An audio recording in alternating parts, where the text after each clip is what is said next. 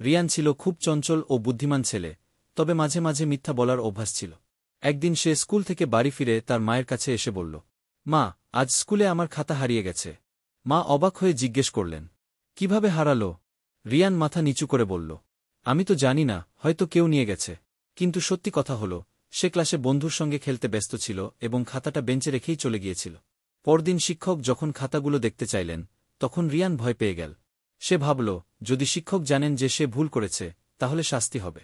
তাই সে বলল, স্যার, আমার খাতা হারিয়ে গেছে। কিন্তু ঠিক তখনই এক বন্ধু তার খাতাটা নিয়ে এসে বলল, স্যার, রিয়ানের খাতা বেঞ্চের নিচে পাওয়া গেছে।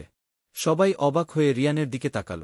শিক্ষক শান্তভাবে বললেন, রিয়ান, তুমি যদি শুরুতেই সত্য বলতে, তাহলে এত বড় সমস্যায় পড়তে হতো না। মিথ্যা বললে বিপদ বাড়ে, আর সত্য বললে বিশ্বাস ও সম্মান পাওয়া যায়। রিয়ান লজ্জিত হল এবং সবার সামনে স্বীকার করল, স্যার, আমি ভুল করেছি। আমি আর কখনো মিথ্যা বলব না। শিক্ষক হাসলেন এবং বললেন, ভালো কথা, সত্য সবসময় জয়ী হয়। সেদিন থেকে রিয়ান প্রতিজ্ঞা করল, সে আর কখনো মিথ্যা বলবে না। শিক্ষা: সত্য বলার অভ্যাস গড়ে তুললে সবার বিশ্বাস ও সম্মান অর্জন করা যায়।